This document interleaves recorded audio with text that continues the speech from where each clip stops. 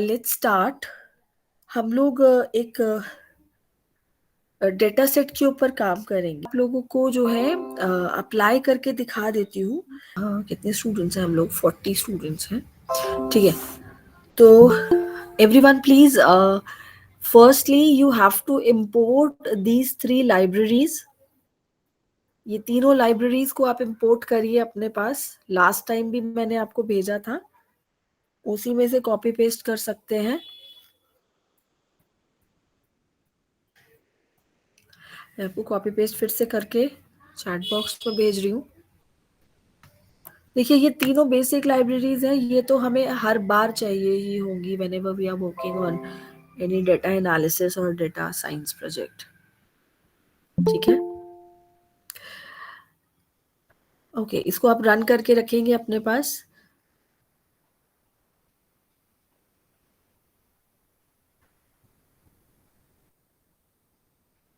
तो गूगल को लैब वगैरह बताने की ज़रूरत नहीं है, क्योंकि लास्ट क्लास में वो मैंने बता दिया था कि वो कैसे काम करता है, आप कैसे ओपन वगैरह कर सकते हो। हम लोग उसके आगे बात करेंगे।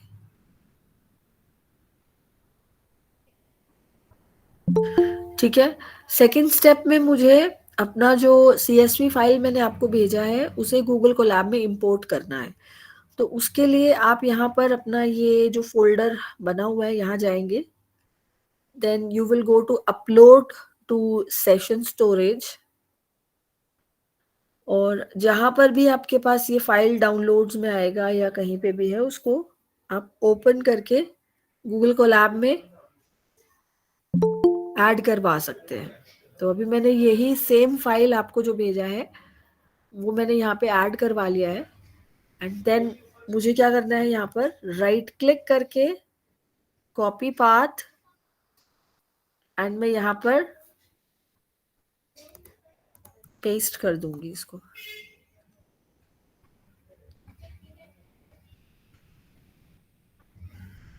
इस चीज में किसी को कोई परेशानी हो तो मुझे बताइएगा। अभी आप सिर्फ डेटा सेट को इंपोर्ट करके यहाँ लेके आए हैं।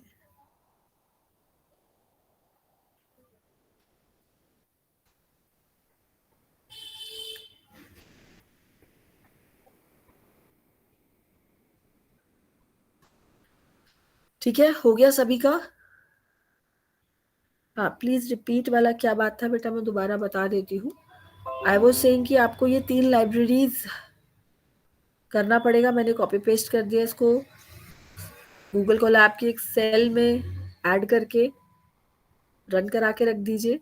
उसके बाद गूगल कोलैब में आपके पास यहाँ पर ये फोल्डर बना हुआ है फाइल्स नाम का, इसको क्लिक करेंगे तो एक साइड टैब ओपन हो जाएगा।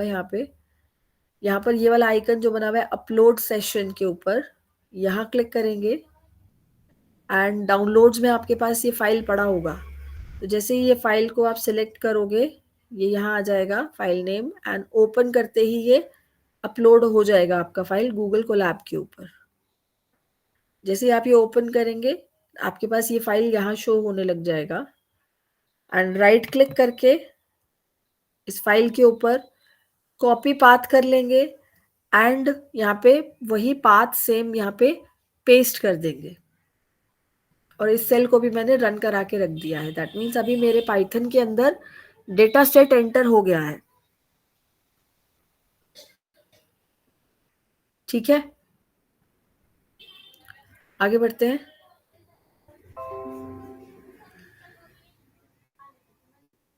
उसके बाद आप अपने डेटा सेट को देख सकते हो कि इसमें है क्या एक्चुअली। ये आपको जनरली नहीं मिलने वाला था, ये हम लोग का खुद का क्रिएट किया हुआ एक छोटा सा डेटा सेट है, just to implement a simple linear regression, जिसके ऊपर मैंने कल बात भी किया था कि CGPA इतना है किसी स्टूडेंट का तो उसका पैकेज कितने का लगेगा। ठीक है, तो उस बेसिस पे मैंने 200 पॉइंट्स का एक डेटा सेट क्रिएट किया है। यहाँ पर 200 स्टूडेंट्स का डेटा है। आप इसको ओपन करके देखोगे तो आपको कुछ यहाँ पे ऐसा दिखेगा।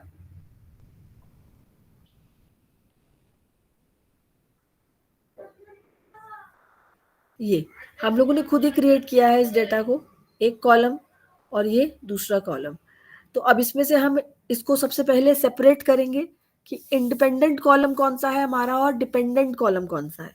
कल मैंने बात किया था कि जो टारगेट होता है, जो मुझे प्रिडिक्ट करना है, वो हमारा डिपेंडेंट कॉलम कहलाता है, डिपेंडेंट फीचर कहलाता है, और दूसरा, और जिसके जो किसी और पर डिपेंड नहीं कर रहा है, जो खुद में एक इंफॉर्मेशन है, उसको हम लोग इंडिपेंडेंट कॉलम बोलते हैं। तो ये डिसाइड करने का काम डेटा साइंटिस्ट का ही रहता है कि मैं कौन से कॉलम को प्रिडिक्ट करने वाला हूँ, वो अंडरस्टैंडिंग होना चाहिए डेटा का। ठीक है, तो जैसे ही आप हेड चलाएंगे, यहाँ पे आपके पास टॉप 5 रोज आ जाएंगी टोटल डेटा का।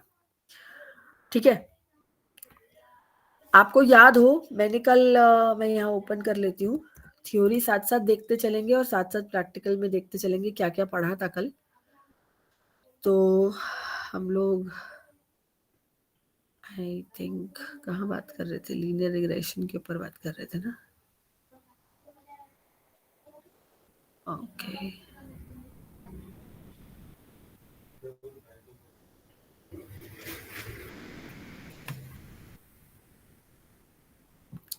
ये पेज था आई थिंक, हाँ जी, ये हम लोगों ने बात किया था कल। तो सबसे पहला काम मैंने बोला था कि हमें पहले प्लॉट करके देख लेना चाहिए कि हमारा डेटा इज लीनियरली डिस्ट्रीब्यूटेड और नॉट, और सॉर्ट ऑफ लीनियर है या नहीं, है ना। यहाँ पर मैंने ये सेंटेंस लिखवाया था,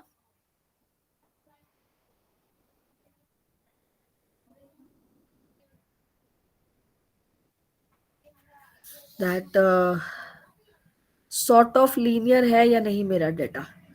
तो उसके लिए मुझे प्लॉट करना पड़ेगा, तो प्लॉटिंग करके देख लेते हैं अपने डेटा का। सबसे पहले यहाँ पे आपने plt.scatter फंक्शन का यूज करना है। plt.scatter, plt कहाँ से आया ये, व्हाट इज plt? plt मेरी ये मैटप्लॉटलिब जो है, इसको मैंने निकनेम दिया है, इसके अंदर हम लोग प्लॉटिंग कर सकते हैं। मैटप्लॉटलिब लाइब्रेरी है एक, तो उसके अंदर एक स्कैटर फंक्शन है जिसमें मुझे df is my data frame, उसका सीजीपीए वाला कॉलम लेना है। तो कॉलम का नाम कैसे सिलेक्ट किया जाता है, डेटा फ्रेम और स्क्वायर ब्रैकेट के अंदर आप उसके जो नाम है उस कॉलम का वो दे दीजिए। तो ये एक सीजीपीए वाला कॉलम हमने सिलेक्ट किया एक्स में, और ऐसे ही दूसरे में सिलेक्ट किया हमने वाई में। ठीक है, और पीएलटी के अंदर एक फंक्शन रहता है एक्स लेबल, यानी एक्स एक्सिस पर जो आप दे रहे हो यहाँ पे, उसका लेबल क्या लगाना चाहते हो आप, लेबल यानी कि उसमें क्या नाम है उस एक्सेस का। ठीक है, ऐसे ही वाई लेबल, तो आप जो भी अच्छा सा नाम देना चाहें आप दे सकते हैं, मैंने ये दिया है। तो जब मैं इसको चलाऊंगी तो इसने मुझे यहाँ पे ये प्लॉट करके दे दिया। ठीक है, आप देखेंगे यहाँ पे लिखा हुआ है सीजीपीए और यहाँ पे लिखा हुआ है पैकेज इन एलपीए। आप कुछ भी लिख सकते हो, आपकी मर्जी है। मैं आपको यहाँ पर ये भेज रही हूँ कोड, आप इसको चला करके देखिए,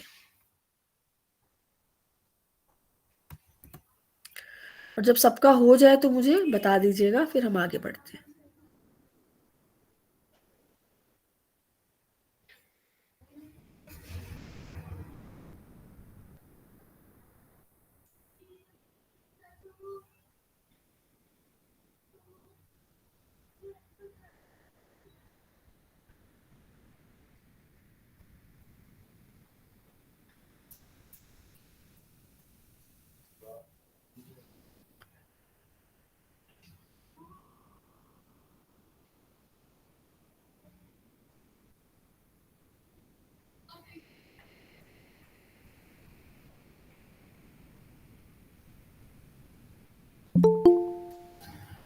हाँ जी, चला लिया सभी लोगों ने।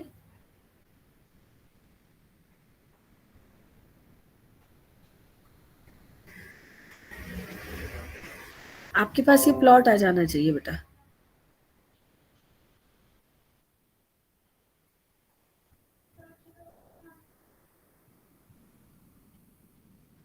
ओके, 2 स्टूडेंट्स का आ गया मेरे पास, 3। ठीक है, तो आई होप 4 स्टूडेंट्स डन, सभी के पास प्लॉट आ गया। तो हमारे पास एक अंडरस्टैंडिंग बन गया कि ये जो डेटा है it is sort of linear, क्योंकि एग्जैक्टली लीनियर तो नहीं है, बट हाँ कुछ बिखरे हुए पॉइंट्स हैं जो हमें लीनियर फॉर्मेटिंग दे रहे हैं, तो दैट मीन्स हम इसके ऊपर लीनियर रिग्रेशन वाला एल्गोरिदम अप्लाई कर सकते हैं। ठीक है, अब लीनियर रिग्रेशन क्या बोलता है, हम लोगों ने कल पढ़ा था, लीनियर रिग्रेशन ये बोलता है हमें कि आपके पास कुछ इस तरीके से पॉइंट्स होंगे, जो मैंने क्रॉस बनाए हुए हैं वो इस तरीके से कुछ पॉइंट्स होंगे।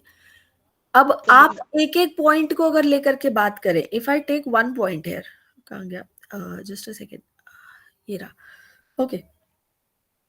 तो मैं यहाँ पर एक एक पॉइंट को लेकर के अगर बात करूंगी, क्योंकि मुझे एक एमएल मॉडल क्रिएट करना है। एमएल मॉडल क्या करता है, एमएल मॉडल क्या करता है कि आप सीजीपीए बताओ, मैं आपको आपका एलपीए बताऊंगा, प्रिडिक्शन करता है। एमएल मॉडल का काम भी यही होता है, प्रिडिक्शन करना। आप मुझे इन्फॉर्मेशन दो, पूछो मुझसे, मैं आपको आंसर करूंगा। ठीक है, तो अब ये आंसर कैसे कर सकता है, क्योंकि ये सॉर्ट ऑफ लीनियर डेटा है। अब अगर हम बात करें कि ये काम कैसे करेगा,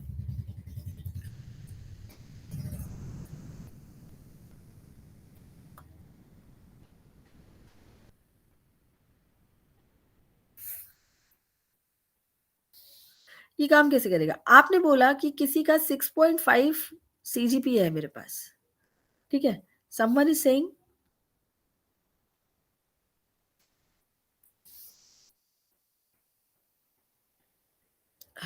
ये काम क्यों नहीं कर रहा,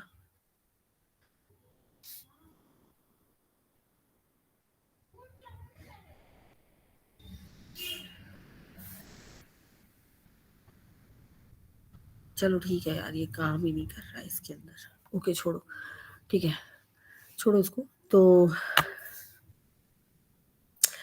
ऑलराइट, तो हम अगर बोलते हैं 6.5 मेरा ये है, ठीक है, सीजीपीए है, तो अब आप 6.5 पे अगर आप जाओगे तो बहुत सारे बच्चे ये हैं और ये हैं, कुछ ऐसे जाते जाते बच्चे आप कहोगे कि कुछ लोगों का बहुत हाई पैकेज लगा है, कुछ लोगों का बहुत कम पैकेज लगा है, तो आपका एमएल मॉडल कंफ्यूज हो जाएगा। वो ये कहेगा कि मैं 6.5 पे क्या आंसर दूं, क्योंकि तुमने तो मुझे 5 7 10 आंसर दिखा रखे हैं, तुमने तो मुझे बोला है कि किसी का अगर सीजीपीए इतना है तो ये भी लगा है उसका पैकेज, ये भी लगा, ये भी लगा, ये भी लगा।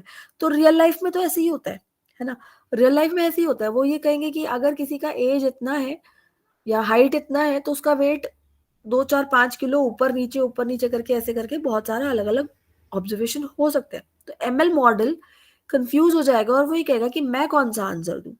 तो हमने उसके लिए एक लीनियर रिग्रेशन एल्गोरिथम बनाया। हमने बोला कि एक काम करो, तुम ना यहाँ पर एक लाइन ड्रॉ कर लो, ठीक है, और हम क्या करेंगे कि हम हर उस पॉइंट को ना उस लाइन पर मान लेंगे कि वो लाइन पर ही है प्रेजेंट।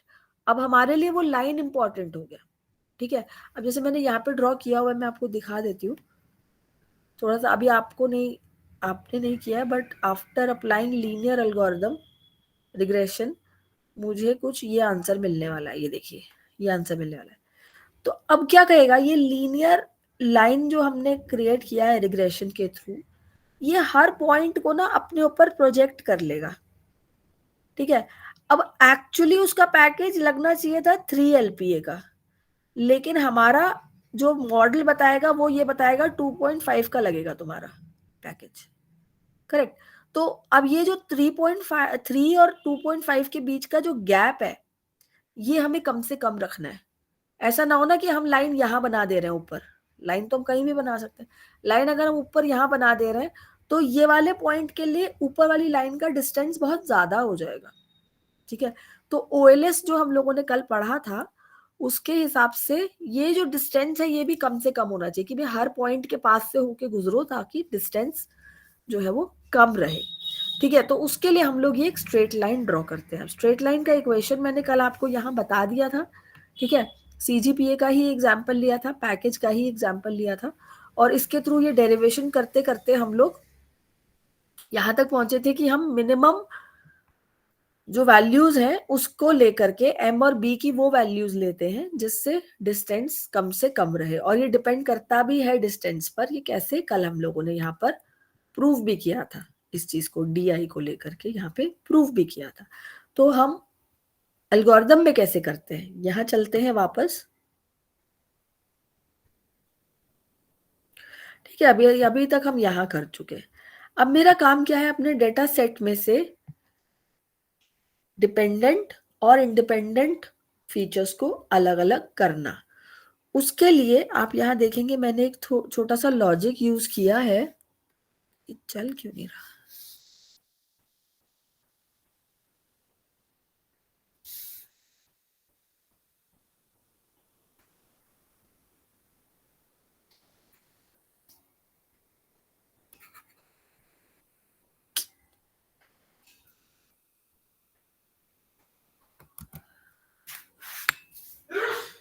पता नहीं। चलिए, ये आप समझ पा रहे हैं ये क्या होता है? आई लॉग क्या होता है? आप लोगों ने पाइथन पढ़ा है, उसमें आपने एक चीज पढ़ा होगा कि जब हम स्लाइसिंग करते थे, स्लाइसिंग के टाइम पर मुझे रोज और कॉलम्स के वैल्यूज देने होते थे, ठीक है?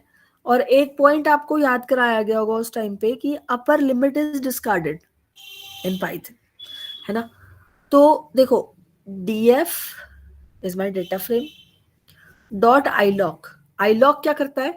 आईलॉक एक ऐसा फंक्शन है जो इंडेक्स लोकेशन पे काम करता है। इंडेक्स लोकेशन यानी एक एक इंडेक्स, इंडेक्स मतलब जैसे मैं डेटा सेट देखूं आपको, ये मेरा डेटा सेट है, ठीक है? ये मेरा डेटा सेट है।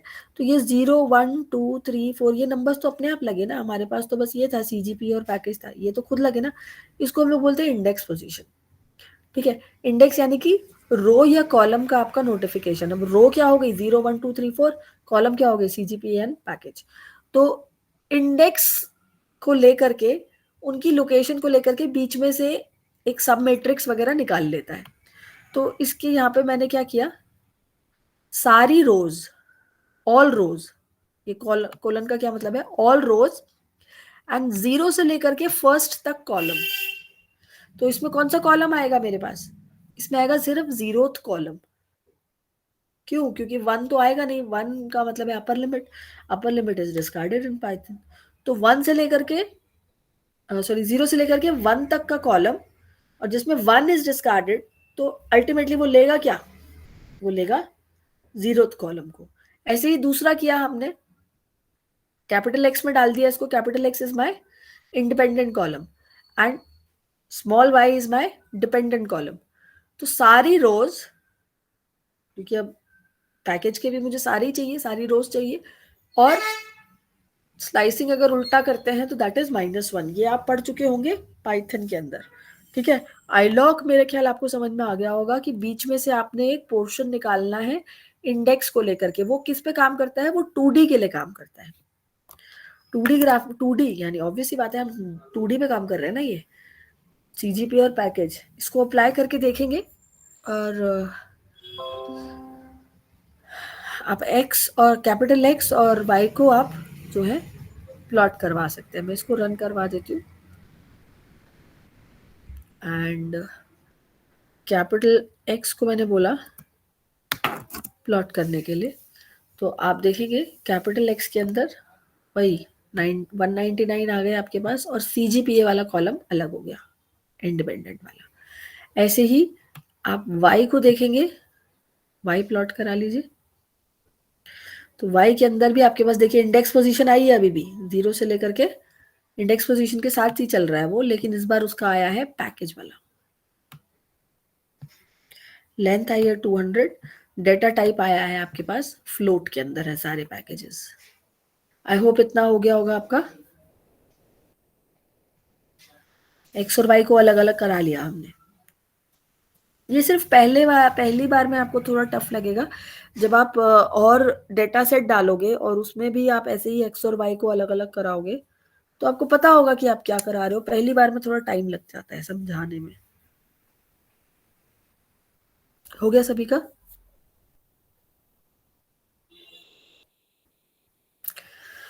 ठीक है बेटा, नेक्स्ट चलते हैं। तो हमने अब क्या करना होता है? अब नेक्स्ट काम क्या करना होता है?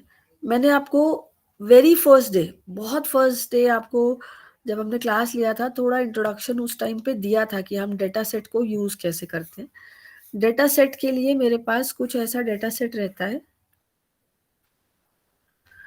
जैसे कि ये है हमारे पास CGPA है और पैकेज है।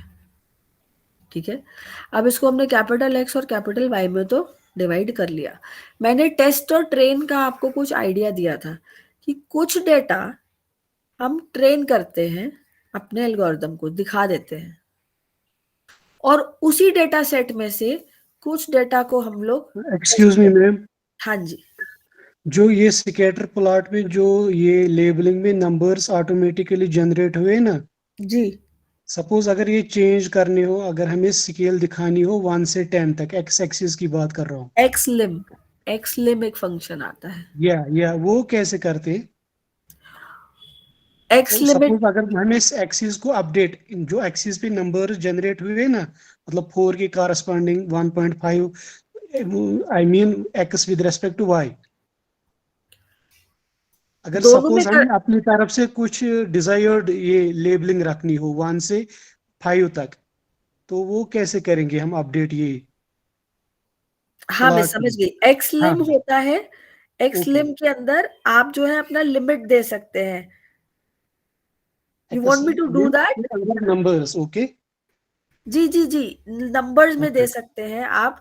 जैसे मैं आपको बता देती हूँ, ओके, ओके, थैंक यू। जैसे आपने यहाँ दिया है ना, तो अभी बाय डिफॉल्ट हमारे पास जो आ रही हैं वो आ रही हैं 4 4 5 से 6 लेकर था, के yes 9, by default, yes yes. क्योंकि 4 जो है मिनिमम जो सीजीपीए दिया गया होगा वो 4 के आसपास दिया गया होगा। ठीक है, तो सीजीपीए इससे कम तो नहीं ही होता है। तो आप यहाँ पर यूज कर सकते हैं df डॉट प्लॉट एक्स लिम। आपने दिया सपोज 0 से लेकर के 10 तक, ठीक है। जी जी, okay, it is not doing, wait, ये कह रहा है x lim is not defined. क्यों, हमने पांडाज में किया तो है। एक्स लिम इक्वल करिएगा, एक सेकेंड जरा इक्वल करके देखिएगा। हाँ देखिए अब क्या आया है, जीरो श्योर टू श्योर। 10, ठीक है। अब वो 0 to 10 वाले ही सिर्फ आपको दिखा रहा है कि सीजीपीए इतना था तो ये इतना हो गया, ठीक है। लेकिन हमारे पास सिर्फ 0 to 10 जो आपने लिमिट रखा सीजीपीए का, उसके अकॉर्डिंग ये प्लॉट दिखा रहा है लिमिट चेंज करके। तो it will change your limit, obvious सी बात है। अगर आप वाई लिम भी चेंज कर दे, एक सेकेंड हम देख लेते हैं वाई लिम चेंज करके, df dot plot Y lim equals to, हमने सपोज दिया 0 to, वो लिमिट गलत हो गया, 1 to 10 नहीं देना चाहिए था। हम लोग लिमिट को चेंज करके देखेंगे अभी।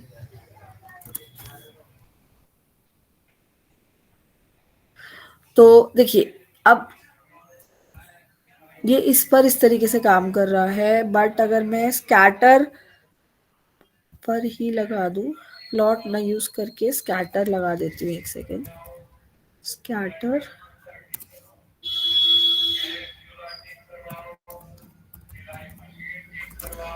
let me have one more plot. Okay, again any scatter वो ले नहीं रहा है, स्कैटर क्यों नहीं ले रहा है?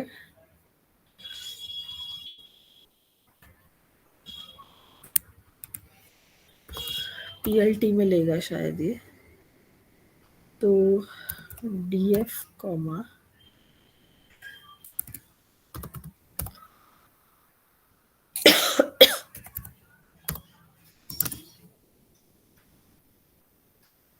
अगेन वो डेटा फ्रेम में 2D में ले नहीं रहा है। वन मोर रिक्वायरमेंट,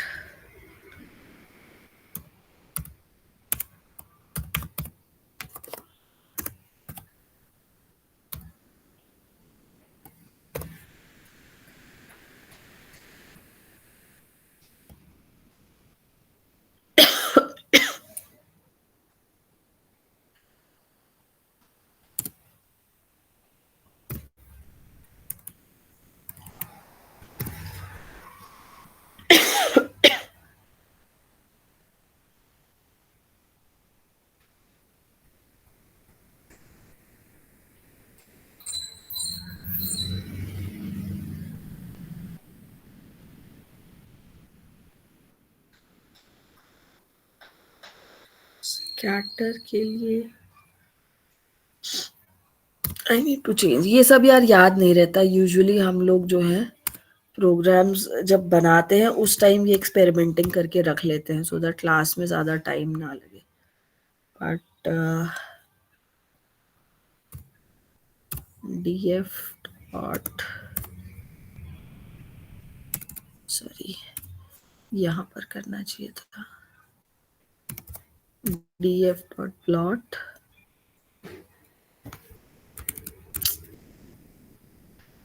टाइपिंग ना मैं इसीलिए यूजुअली अवॉइड करती हूँ क्लास में कि हम लोग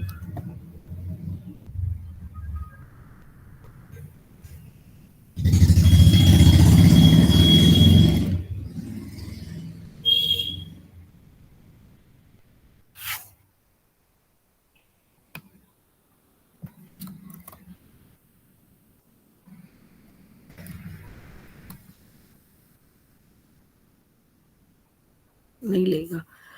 ठीक है यार, गूगल कर लो, और क्या कर सकते हैं लास्ट में।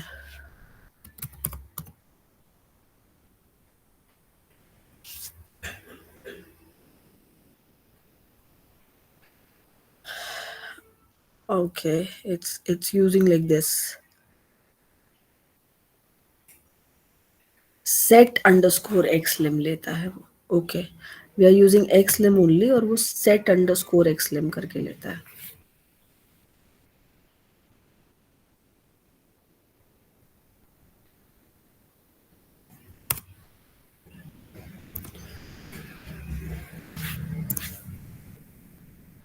और हमारा df है,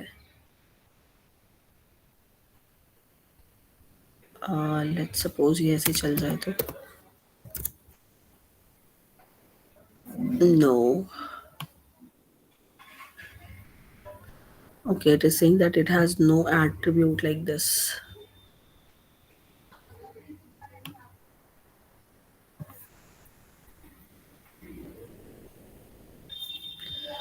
एक स्लिम का और कोई एग्जांपल है, आई लेट यू नो, ठीक है, मैं इसको करके देखूंगी। हम लोग जो है वो पहले से इसलिए बना करके रखते हैं कॉज क्लास में इतना टाइम वेस्ट ना हो। अब यह यहाँ दिखा रहा है कि वो करेगा, but it is not taking, तो आई शो यू, ठीक है। तो ओके ओके, कंटिन्यू। हाँ, thank you so much. Because हम लोग ये सब काम ना पहले से करके रखते हैं क्लास से पहले, ताकि हम लोग को जो डिस्कस करना है उसमें टाइम ज्यादा ना चला जाए।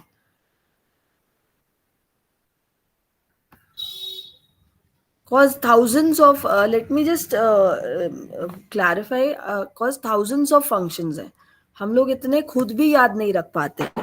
हम लोग को इतना ज्यादा सिलेबस है कि खुद ही याद नहीं रहता कौन सा फंक्शन कहाँ पे काम कर रहा है, तो हम लोग पहले से प्रिपेयर करके रखते हैं कि हम लोग को क्लास में ज्यादा टाइम ना लगे। Okay, what I was telling you, it is somehow वो एक्सलिम से हो जाएगा, कहीं ना कहीं हम लोग पैरामीटर का प्रॉब्लम कर रहे होंगे, तो लिमिट चेंज हो जाती है वो उससे, ठीक है। तो मैं ये बोल रही थी कि ट्रेन और टेस्ट की अगर हम बात करें, तो ये हम लोग क्यों करते हैं। क्वेश्चन पूछा गया था लास्ट टाइम, आपके ही क्लास में एक स्टूडेंट ने पूछा था कि हम लोग फायदा क्या है फिर ट्रेन और टेस्ट को रखने का। देखिए, बहुत मुश्किल से आपको एक डेटा सेट मिलता है। आप रियल टाइम पे काम कर रहे हो, किसी कंपनी के डेटा सेट पे काम कर रहे हो, तो वो आपको एक साल का डेटा सेट इकट्ठा उठा के दे देगा कि ये मेरा 1 ईयर का ऑब्जर्वेशन है, आप उठाओ और उस पर काम करो, ठीक है। तो प्रिडिक्शंस करने के लिए ये रिजल्ट निकालना बहुत जरूरी है कि आप कितना सही काम कर रहे हो, कितना नहीं कर रहे हो। क्योंकि देखो, अगर आप बुक्स पढ़ लोगे, आपने पढ़ ली अपनी कोर्स की बुक्स, लेकिन आपका कोई टेस्ट नहीं हुआ, आपका कोई एग्जाम नहीं हुआ, तो आपका कॉलेज भी डिसाइड नहीं कर पाएगा कि आपको अगले साल में, अगले सेमेस्टर में प्रोसीड किया कराया जाए या नहीं कराया जाए। वो किस बेसिस पे बोलेगा? वो ऑब्वियस सी बात है, आप ही की अंडरस्टैंडिंग के बेस पर आपको एक टेस्ट देता है। तो हम लोग एज अ एमएल इंजीनियर, हम अपने ही डेटा सेट में से कुछ पॉइंट्स को छुपा के रख लेते हैं कि इसको हम नहीं दिखाएंगे, हम इसको बाद में पूछेंगे एज अ क्वेश्चन कि ये अब बताओ, तुमने तो पढ़ लिया है, अब बताओ इसका आंसर क्या आने वाला है, ठीक है। तो इसीलिए हम लोग ट्रेन और टेस्ट में स्प्लिट करते हैं। तो इसमें हमें बहुत ज्यादा सोचना नहीं है। हमारे पास एक साइकेट लर्न नाम की लाइब्रेरी रहती है, साइकेट लर्न, एसके लर्न बोला जाता है जिसको, डॉट मॉडल सिलेक्शन। उसके अंदर बहुत सारे हजारों प्रीडिफाइंड फंक्शन है, डोंट नीड टू याद करने की कोई जरूरत नहीं है, don't need to cram anything. जाओ और सीधे वहां जाकर के एसके लर्न की लाइब्रेरी पर जाओ, ठीक है, यहाँ लिखो एसके लर्न, याद करने की कोई जरूरत नहीं है। तो हम लोग जो भी यूज करने होते हैं उसके प्री डिफाइंड आपके पास बने हुए हैं। डॉट, आप मॉडल सिलेक्शन में चले जाओ, मॉडल सिलेक्शन, ठीक है। मॉडल सिलेक्शन में जाते ही आपको यहाँ पे पहला मिलेगा डॉट ट्रेन टेस्ट स्प्लिट, पहला ही फंक्शन है, इस पर क्लिक करो। जितना मैंने अभी थ्योरी आपको बताया वो सारा जो है यहाँ पर लिखा रहता है, ठीक है। तो ये फंक्शन आपने उठाना है यहाँ से, ये पूरा फंक्शन है। इसको आप चाहें तो कॉपी पेस्ट करें, यहाँ पर आप इसको पेस्ट कर दें। यहाँ पर ये चीज मैंने वहीं से लिया है कि ट्रेन टेस्ट को आपने इंपोर्ट किया यहाँ से। उसके बाद ये काम करता क्या है, ये फंक्शन है, इसका प्री डिफाइंड फंक्शन का नाम है अंडरस्कोर के साथ। ये आपने यूज किया, इसमें आपने अपना डिपेंडेंट डेटा देना होता है और इंडिपेंडेंट डेटा देना होता है, ठीक है। डिपेंडेंट और इंडिपेंडेंट डेटा हमने इसीलिए अलग कर लिया था पहले। टेस्ट का साइज कितना देना है, अब मैंने आपको बताया था कि ट्रेनिंग हम ज्यादा डेटा से देते हैं, यानी कि सपोज आपका टोटल जितना भी डेटा है आपने अभी के लिए फिलहाल के लिए 80% ट्रेनिंग में दे दिया और 20% उसको बोला कि हम टेस्टिंग में दे रहे हैं। तो वो क्या हुआ यहाँ पे, 0.2 का मतलब है 20%। टेस्ट का साइज दोगे ऑटोमेटिकली ट्रेन 80% डिसाइड हो जाता है, ठीक है। रैंडम स्टेट 2, अभी रैंडम स्टेट 2 का क्या मतलब है, अब इसके अंदर कॉम्बिनेशंस बनेंगे, ठीक है। आपने बोला कि 80, सॉरी यहाँ जाते हैं, आपने बोला कि ये 80% डेटा मेरा जो है ट्रेनिंग में चला गया, 20% डेटा मेरा इसमें चला गया। तो इस अब अगर कॉम्बिनेशंस बनाए जाएं, ये कैसे बना होगा, कैसे डिवाइड हुआ होगा पूरा डेटा, ऐसे नहीं टोटल में से उसने बीच में से स्प्लिट मार लिया होगा, उसने बहुत सारे कॉम्बिनेशंस बनाए होंगे। जैसे अगर मैं 1 to 10, मेरे पास टोटल ये 1 to 10 है, जिसमें से मैंने बोला 80% डाटा ट्रेनिंग में जाएगा, 20% डाटा टेस्टिंग में जाएगा। तो उसने डिवाइड कैसे किया होगा, पहला उसने कॉम्बिनेशन बनाया होगा 1 3 4 5 6 7 8, 1 2 3 4 5 6 7, ये उसने बोला कि ये जो डेटा है ना, ये मैं 8, क्योंकि 10 है हमारे पास, 8 एलिमेंट्स में ट्रेनिंग में दे रहा हूँ। टेस्टिंग के लिए कौन कौन से बचे, टेस्टिंग के लिए 2 बचा, ठीक है, 5 6 7 8 9 है हमारे पास, 10 बचा, और क्या बचा 1 2 3 4 5 6 7 8, क्या बचा इसके अंदर 2 और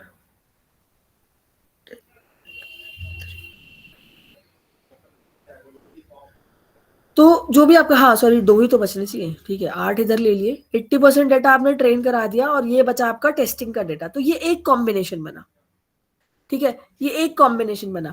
ऐसे ही आपके बहुत सारे कॉम्बिनेशन वो बनाएगा कि किसी में आपका 1 और 3 को टेस्ट में डाल देगा, किसी में आपका 6 और 7 को टेस्टिंग में डाल देगा। तो वो रैंडमली प्रोबेबिलिटी के हिसाब से आपके जितने आपके कॉलम्स रहते हैं उतने आपके जो है प्रोबेबिलिटी के कॉम्बिनेशंस बनते हैं। तो जितने भी आपके कॉम्बिनेशंस बनेंगे उसके हिसाब से वो कौन सा रैंडम स्टेट आप यूज कर रहे हो। जैसे मैंने यहाँ लिख दिया रैंडम स्टेट 2, मैं ये रैंडम स्टेट 2, अब 1 और 3 इसमें निकाल लिया तो क्या बचा होगा 2 4 5 6 7 8 9 और 10। ये वाला रैंडम स्टेट मैं चूज कर रही हूँ कि यही वाले हमेशा ट्रेनिंग में रहेंगे, यही वाले हमेशा टेस्टिंग में रहेंगे। तो प्रोबेबिलिटी के हिसाब से बहुत सारे कॉम्बिनेशंस बनते हैं जिसमें से आप एक बार में एक ही पे काम करते हो। तो यो वो मैंने सेट कर दिया यहाँ पे कि जो सेकंड वाला तुम्हारा बना है ना, मैं उसी को लेके काम करूंगा। अब इस चीज का फायदा और नुकसान क्या है, आप हर बार अगर रैंडम स्टेट चेंज करते रहोगे, नहीं एक फिक्स करके चलोगे, तो हर बार आपका आंसर हेलो अलग आएगा और आप खुद ही कंफ्यूज हो जाओगे कि हम किस पे हेलो। बात कर रहे थे, क्या हो गया। हाँ जी बोलिए। तो मैम जो हमारी जो डेटा सेट की लेंथ जो है ना, सपोज ये 200 रोज है, जी तो जो आपने बोला ratio 80:20 training for and testing, 80 for training 20% for testing.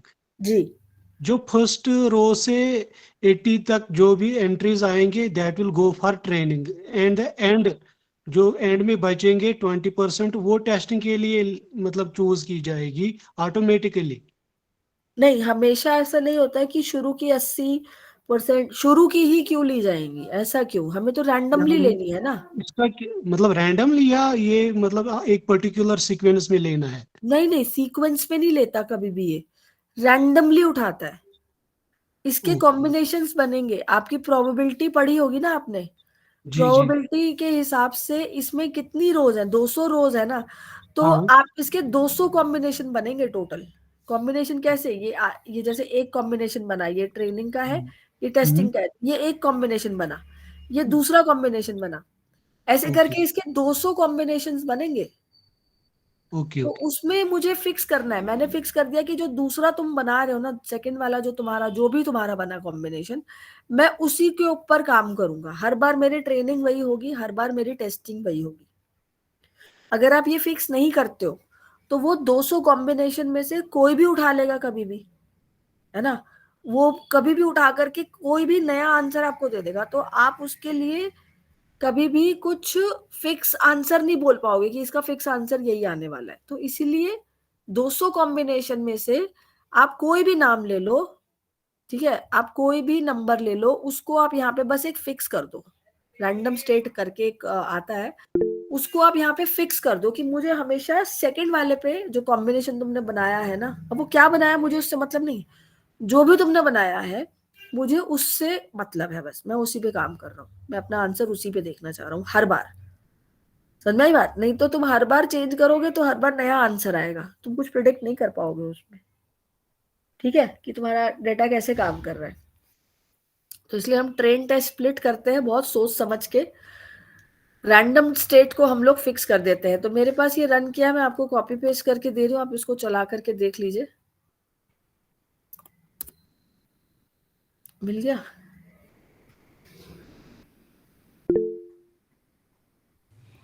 Hello, ma'am. Ji Ma'am, I have a question. Ji Can you go back to the code? Ji. Ma'am, हाँ if जी। we run this code, so the result that you get, will that be different from ours? Because maybe the random state for you is something else. For yes us, it will yes, be. Absolutely. But what if we want to have the same, like whatever result you got, is there any way to get the same result? No, there is no way, Okay. Because So every we are we are not आप ऐसा कह सकते हो कि we are not deciding the random state to कि कौन सा होने वाला है। वो ट्रेन टेस्ट स्प्लिट अपने आप स्प्लिट करेगा उसको, आपने सिर्फ उसको डेटा दे दिया है, आपने एक्स और वाई दे दिया है, आपने बोला 20% टेस्टिंग में रखना, दैट मीन्स ऑटोमेटिकली ट्रेनिंग में 80% जाएगा। रैंडम स्टेट टू मैंने दिया, आपका रैंडम स्टेट टू शायद कुछ और बन सकता है, शायद। तो okay, हम it नहीं is डिसाइड कर रहे completely कि कौन सा रैंडम स्टेट बन रहा है, okay. Okay, ma'am. But Got हम it. अपने लिए डिसाइड कर सकते हैं कि मैं अगर 10 बार भी ये प्रोग्राम चलाऊंगी और रैंडम स्टेट टू ही लूंगी, तो वो मेरे लिए सेम काम कर सकता है, क्योंकि मैं एक्सपेरिमेंट कर रही हूँ। एक्सपेरिमेंट के लिए मुझे बार बार कोड को रन तो करना ही पड़ेगा, बिल्कुल एटलीस्ट मैं बिल्कुल। एक रैंडम स्टेट पे काम कर रही हूँ। आपके पास ऑप्शन है, आप ये ना भी दो, ये ना भी दो, आप कोई फर्क नहीं पड़ता, लेकिन बस ये है कि आपका खुद का आंसर ही कई बार अलग, हर बार अलग आएगा। कोई भी रैंडम स्टेट उठा रहा होगा वो एक पे फिक्स नहीं रहेगा। तो इससे हमें 4 आंसर्स मिलेंगे, एक मिलेगा एक्स ट्रेन, एक मिलेगा एक्स टेस्ट, एक मिलेगा वाई ट्रेन, एक मिलेगा वाई टेस्ट, ठीक है। तो ये 4 आंसर्स आपके पास आने वाले हैं। ये जो डेटा था मैंने इसको 4 पार्ट्स में डिवाइड कर दिया। ये क्या बना यहाँ पे? एक्स ट्रेन, ये वाला जो ब्लॉक बना, ये बना Y train, X test, Y test. I hope I am clear. ये 4 आपके पास पोर्शंस बन जाएंगे आप ही के डेटा सेट के। उसके बाद हम साइकिट लर्न से linear models, linear underscore model करके एक लाइब्रेरी है, सॉरी एक मॉड्यूल है साइकिट लर्न लाइब्रेरी के अंदर, जिसमें से आप ये लीनियर रिग्रेशन को इंपोर्ट करेंगे, ठीक है। अब ये काम क्या कर रहा है? ये वही कर रहा है, एक स्ट्रेट लाइन निकालेगा। स्ट्रेट लाइन कैसे निकालेगा? एम और बी की वैल्यू निकालेगा। एम और बी की वैल्यू कैसे निकालता है वो? कल हम लोगों ने बात किया था, ओएलएस टेक्निक को यूज करता है वो। ओएलएस टेक्निक के थ्रू वो हर एक का एरर निकालेगा और कोशिश करेगा उसको मिनिमाइज करने की। तो वो कल डेरिवेशन हम लोग देख चुके हैं। ये जो आपने मॉडल को करना है इंपोर्ट, उसके बाद मैंने उस जो मॉडल है उसका एक शॉर्ट में उसको एक नाम दे दिया LR। आप कुछ और दे दो, मर्जी आपकी। मैंने LR नाम के अंदर उसको डाल दिया। ठीक है, मैंने इसको रन कराया। देन मेरे पास एक फिट फंक्शन आता है। फिट किसके अंदर? LR के अंदर। LR is my linear regression. तो linear regression predefined function के अंदर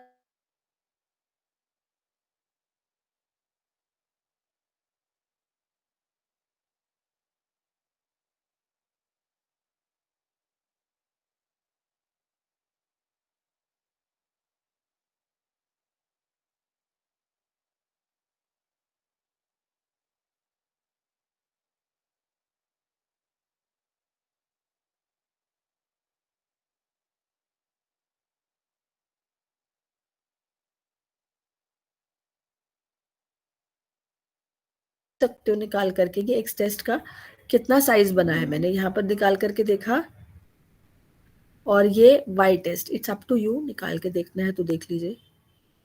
ठीक है, एक्स टेस्ट और वाई टेस्ट बचा मेरे पास।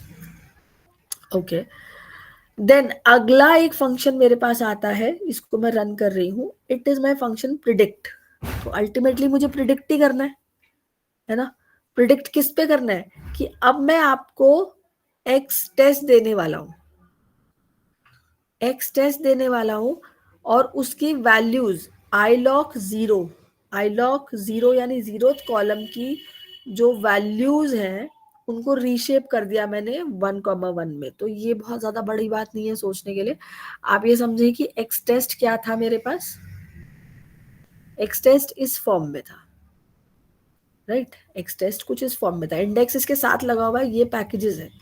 तो हमने जीरोथ कॉलम की जो वैल्यू है, जैसे जीरोथ कॉलम ये हो गया इंडेक्स वाला, इसकी जो वैल्यूज हैं अब वो मेरे पास किस फॉर्म में आ रही होंगी? आपके पास डेटा फ्रेम की फॉर्म में, 2D की फॉर्म में है। ये 2D की फॉर्म में चल रही है सारी चीजें।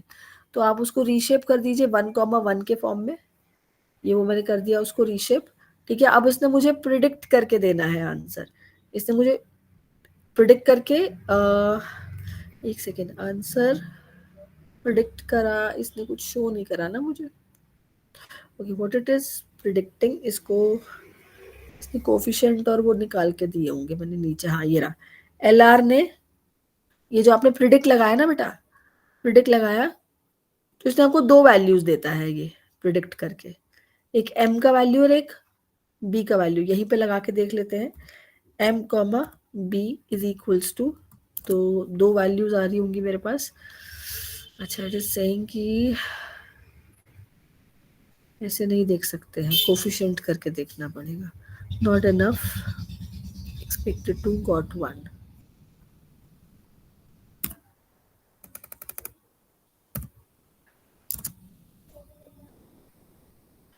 नो, ऐसा नहीं देख सकते, इसलिए मैंने नीचे लिखा है। तो ऐसा मत देखिए आप, प्रिडिक्ट तो उसने कर दिया।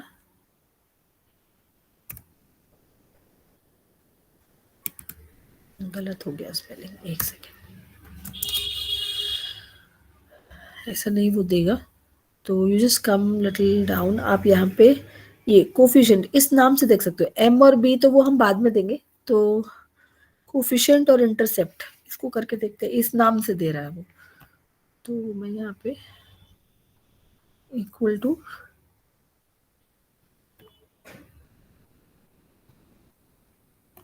कोफिशिएंट कॉमा, एक है हमारे पास इंटरसेप्ट। कि M और B तो हम बोल रहे हैं ना, वो नहीं बोल रहा है M और B नाम से।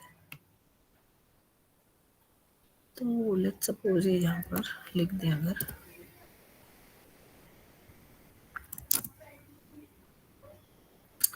नो अगेन वो प्रिडिक्ट करके नहीं दे रहा है। वाई प्रेड, एक सेकेंड, जस्ट अ सेकेंड।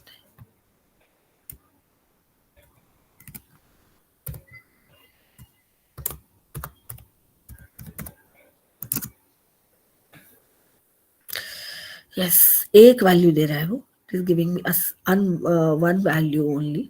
और ये वन वैल्यू क्या है? जो प्रिडिक्टेड वैल्यूज हैं, प्रिडिक्टेड, अभी ये मुझे m और b का वैल्यू नहीं देगा ऐसे। प्रिडिक्टेड वैल्यूज i क्या है, मैं यहाँ पे बात कर लेती हूँ। देखिएगा, जो ये हमारा ग्राफ था इसमें कुछ इस तरीके से पॉइंट्स थे, ठीक है, वो हमने देख लिया, हमने प्लॉट करके देख लिया। अभी हमने बोला कि एक्स ट्रेन और वाई ट्रेन का हमने डिवीजन करके फिट करा दिया आधे डेटा को दिखा करके, और आधे से हमने प्रिडिक्ट करा दिया। तो प्रिडिक्ट क्या कर रहा है, प्रिडिक्ट अपनी तरफ से कुछ पॉइंट्स निकाल रहा है, this is my predicted point, ठीक है। अब वो क्या करेगा, इनको ज्वाइन करके एक लाइन बना देगा, these are my predicted points।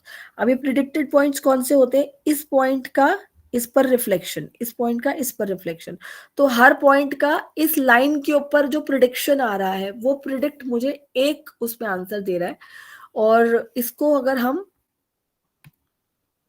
m और b करके अलग अलग निकालें तो LR के अंदर वो सेव हुए हैं कोफिशिएंट नाम से, वो निकाल लिया होगा क्योंकि उसने तभी उसने प्रिडिक्ट भी किया होगा। तो इस नाम से आप उसको अलग से बाहर निकाल सकते हो, m एंड b। इसके ऊपर हमने बात किया था, यही हमारी जो है स्ट्रेट लाइन की इक्वेशन है। अब इसको देकर के आप देखिए m का जो वैल्यू है, जो भी कोफिशिएंट का वैल्यू आएगा, और b का जो भी यहाँ से वैल्यू आएगा, आप अपना x का वैल्यू रखिए। x क्या है हमारे पास, यहाँ आ जाते हैं, डेटा सेट कहाँ गया, हाँ, डेटा सेट में आपने कोई भी यहां से वैल्यू उठा करके रखा, सपोज मैंने रखा 6.89 CGPA, और उस बच्चे का जो आंसर आना चाहिए दैट शुड बी 3.226, इतना आना चाहिए क्योंकि उसने ट्रेन किया है इस डेटा से। तो या एक्स ट्रेन, वापस आ जाते हैं एक बार यहाँ पर, ये डाल करके देखते हैं कि किसी बच्चे का अगर इतना है, ये निकाल ले, पहले निकाल ले, तो उस बच्चे का बता रहा है कि मेरे हिसाब से उसका 2.94 का पैकेज लगना चाहिए। मैंने बताया था एग्जैक्ट आंसर तो नहीं आएगा क्योंकि वो क्या कर रहा है, वो प्रिडिक्टेड वैल्यू बता रहा है। अगर वो बता रहा है आपका 3.94 का लगना चाहिए, और यहाँ पर जो बता रहा है अकॉर्डिंग टू माई डेटा वो ये बता रहा है 3.26 का लगना चाहिए, तो कितना डिफरेंस आया, व्हाट इज द डिफरेंस। आप कहोगे कि अप्रोक्सीमेटली मैम वो 30,000 के आसपास, 20-25-30,000 के आसपास, 20-25,000 के आसपास जो है गलत बता रहा है। ठीक है, वो 25,000 का जो गैप है वो आप अगर सब में इतना 25,000 का गैप आ रहा है, सब में, कुछ में आप टेस्ट करके देखेंगे कि सब में इतना ही आ रहा है, तो आपका क्या है, वो जो 0.25 इज योर एरर,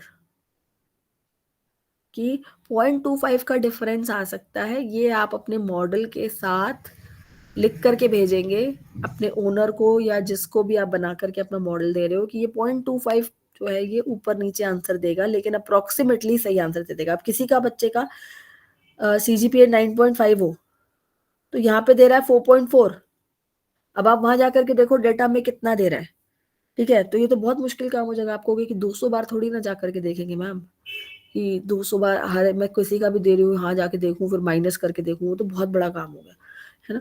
तो वो काम को कम करने के लिए हमारे पास ये रिग्रेशन मैट्रिक्स आते हैं जो मैंने कल बताए थे, कि कितना डिफरेंस आ रहा है, एरर कितना आ रहा है सब में, तो उसको एब्सोल्यूट एरर के हेलो मैम, एब्सोल्यूट करके, एक सेकंड बेटा, मीन एब्सोल्यूट एरर करके आप निकाल सकते हो, स्क्वायर एरर करके आप निकाल सकते हो। ये बहुत सारी टेक्निक्स है जिसके थ्रू आप अपने मॉडल का एरर ऑलरेडी निकाल करके बता सकते हो कि मेरा जो मॉडल है काम कर रहा है बट इतने एरर के साथ कर रहा है।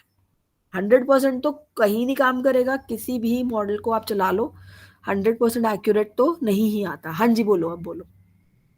जी मैम, अगर हमें ये जो एरर आता है ना, अगर एरर को हमें मिनिमाइज करना हो तो उसके लिए सपोज आपने प्रिडिक्शन के लिए यहाँ पे लीनियर रिग्रेशन एल्गोरिथम को कॉल किया। सपोज अगर हमें LSTM के थ्रू प्रिडिक्ट कराना हो फॉर कंपैरिजन कि दोनों में कौन सा रोबस्ट है for minimizing error between true actual versus predicted, तो वो कैसे करेंगे हम। अब वो पूरा एल्गोरिदम वो वाला पढ़ोगे, फिर नहीं, उसके मैं कह रहा हूँ कंस्ट्रेंट्स पढ़ोगे। जो स्कैटर लर्न से आपने इंपोर्ट किया ना यहाँ पे लीनियर रिग्रेशन, जी, तो वहां से जो लीनियर रिग्रेशन की प्लेस है वो सिंपली रिप्लेस करनी है बाय LSTM। हाँ वो तो करनी है, वो हाँ तो करनी है, वो तो प्रॉब्लम नहीं है, लेकिन आप पहले एलएसटीएम का पूरा पढ़ोगे ना, दैट इज आप हाँ सुपरवाइज्ड हाँ, न्यूरल वो नेटवर्क्स तो की बात हमारा कर रहे हो। काम है मैम। हाँ बिल्कुल बिल्कुल, वही करना ही वही है, मैं कह रहा हूँ जस्ट फॉर करना ही दिस वही है जो आप बोल कंपैरेटिव रहे हो, बिल्कुल एनालिसिस। वही करना है बेटा। बस और वहां से अगर इसका आपने वो वो कॉपी पेस्ट करके अगर यहाँ पे चलाना है। ठीक, अगर जो आपने लीनियर रिग्रेशन के थ्रू यहाँ पे प्रिडिक्शन करवाई ना, जी, तो अगर इसकी वो एक्यूरेसी करो हमें ड्रा करनी हो, वो कैसे करेंगे? एक्यूरेसी कर्व के लिए आपको जो है R2 स्कोर तक पहुंचना पड़ेगा।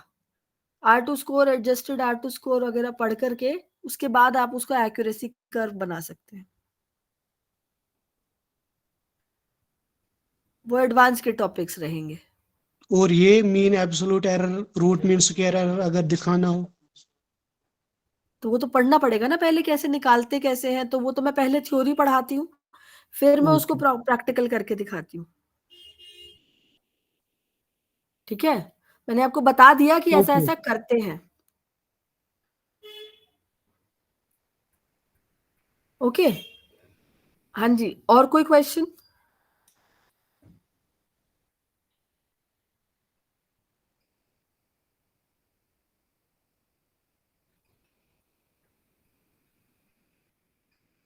बस ठीक है, मैम तो हाँ बोलिए।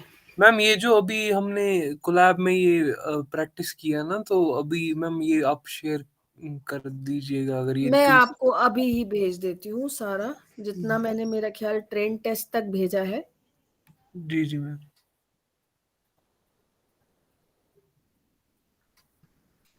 Just second.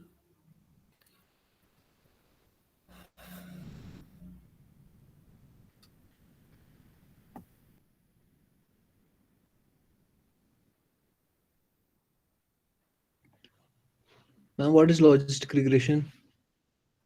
Logistic regression is sort of regression, because उसमें भी हम लोग जो है एक लाइन ही क्रिएट करते हैं, रिग्रेशन लाइन ही रहती है, लेकिन वो क्लासिफिकेशन के लिए होती है।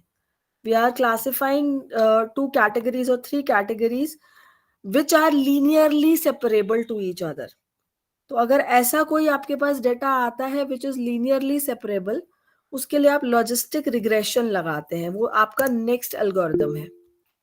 बट उसमें भी यही कंडीशन रहता है कि that should be linearly separable. मैं आपको एक एग्जांपल दिखा दूंगी उसका।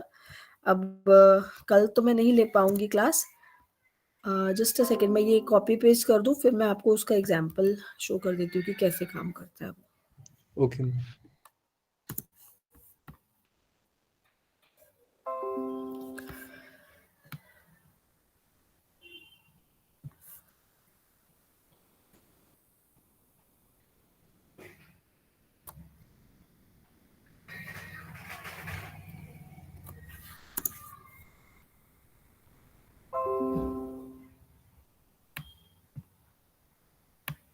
Excuse me ma'am.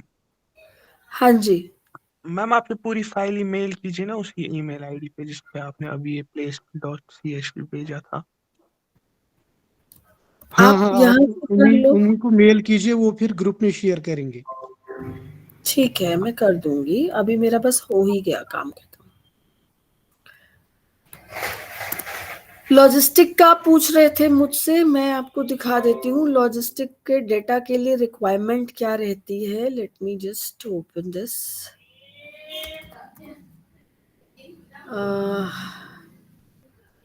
Logistic regression में पॉलिनोमियल वाला आ गया।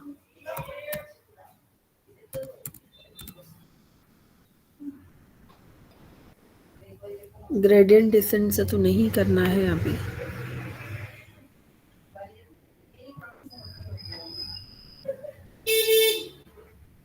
ओके, मैं आपको ग्राफ दिखा देती हूँ कि कैसे टाइप का डेटा होगा, डिस्ट्रीब्यूशन उसका, जिसमें कि आप लॉजिस्टिक अप्लाई कर सकते हो।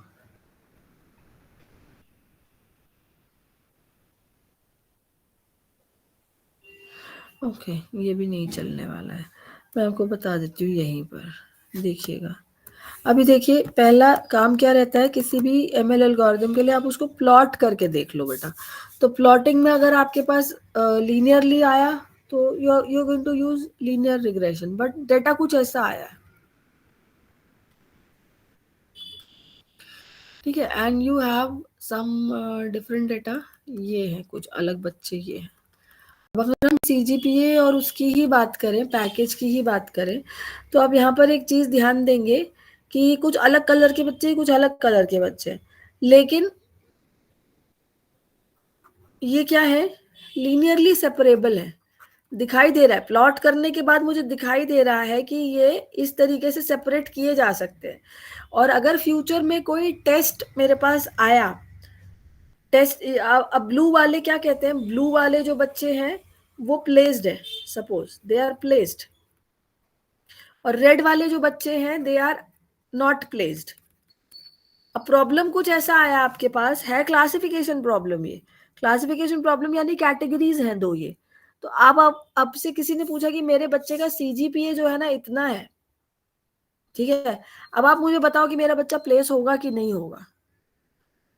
तो आप कहोगे कि ये एक रिग्रेशन प्रॉब्लम नहीं है, कंटिन्यूअस नहीं है, ये बता रहा है कि प्लेस या नॉट प्लेस्ड। तो ऐसे केसेस के लिए मेरे पास क्लासिफिकेशन प्रॉब्लम के लिए बहुत सारे एल्गोरिथम्स अलग आते हैं, बट लॉजिस्टिक रिग्रेशन सबसे पहला एल्गोरिथम है जो अप्लाई किया जाता है ऐसी प्रॉब्लम्स के लिए। बट इसके लिए कंडीशन ये रहती है कि दोनों जो डेटाज हैं वो लीनियरली सेपरेबल होना चाहिए। एक आधा पॉइंट इधर उधर आ गया, दैट्स ओके, कि इधर रेड आ गया इधर ब्लू आ गया, बट ठीक है, बट ज्यादातर डेटा को आप कर सकते हो। ये लाइन निकालना हमारा काम रहता है उसके अंदर, लॉजिस्टिक रिग्रेशन के अंदर। LOR करके उसको शॉर्ट फॉर्म में बोलते हैं हम, और लीनियर रिग्रेशन को सिंपल LR में बोलते हैं। तो LOR जब यूज करना है तो ये हमें लाइन निकालना होता है, और लाइन ही निकालना है, इसीलिए उसको रिग्रेशन बोलते हैं। ये इंटरव्यू क्वेश्चन पूछ लेते हैं कुछ लोग कि जब ये क्लासिफिकेशन प्रॉब्लम है तो रिग्रेशन नाम क्यों है इसका। वो इसीलिए है क्योंकि हमें अल्टीमेटली निकालना वही लीनियर ही सॉरी लाइन ही निकालना है, इस वजह से इसको रिग्रेशन बोलते हैं, ना कि क्लासिफिकेशन में इसको। और इसका तरीका भी बड़ा वैसा है कि लाइन पे ही काम होता है। इसकी जो लाइन की इक्वेशन होती है वो AX + BY + C = 0, ये भी एक लाइन का इक्वेशन है, अगर मैथमेटिक्स में आपने पढ़ा हो तो y = MX + C, this is also line equation. अब इसमें हम लोग जैसे M को चेंज कर रहे थे, C को बार बार चेंज कर रहे थे, तो यहाँ पे हम A, B और C को बार बार चेंज करेंगे, जिसमें कि हमारा X और Y का वैल्यूज हमारे डेटा सेट में से हमें मिलती जाएगी। तो ये किस बेसिस पे हम चेंज कर करके ये करेक्ट लाइन लेके आते हैं, और उसके बाद हम कंक्लूड करते हैं लाइन के लेफ्ट साइड पे, नेगेटिव साइड पे अगर पॉइंट आया तो नहीं प्लेस होगा आपका बच्चा, लाइन के राइट साइड में यानी पॉजिटिव साइड में आया तो आपका बच्चा प्लेस हो जाएगा। अब बहुत सारे काम है इसके ऊपर, थोड़ा सा आगे पढ़ेंगे तो it will be perceptron trick, ये मालूम होना जरूरी है। परसेप्ट्रॉन ट्रिक न्यूरल नेटवर्क्स का बैकबोन है, परसेप्ट्रॉन ट्रिक। और अगर ये यहाँ पे समझ आ गया, लॉजिस्टिक रिग्रेशन के अंदर इसका थ्योरी समझ में आ गया, तो यही चीज आपको न्यूरल नेटवर्क्स में बहुत हेल्प करती है कि आप पढ़ चुके हो, बेसिक्स आते हैं।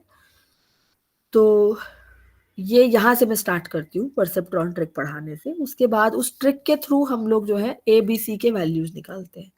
ABC के वो वैल्यूज जो दोनों को लीनियरली सेपरेट कर पाए, पॉजिटिव नेगेटिव साइड में। हम लोग फिर जब टेस्ट डेटा अपना डालेंगे तो रिजल्ट हमें मिल जाएगा, प्लेस होगा बच्चा या नहीं प्लेस होगा बच्चा। ठीक है, तो ये था बेसिक लॉजिस्टिक रिग्रेशन का जो बेसिक इंट्यूशन। हाँ जी, any other question do you have? No, ma'am, thank you. All right, thank you so much.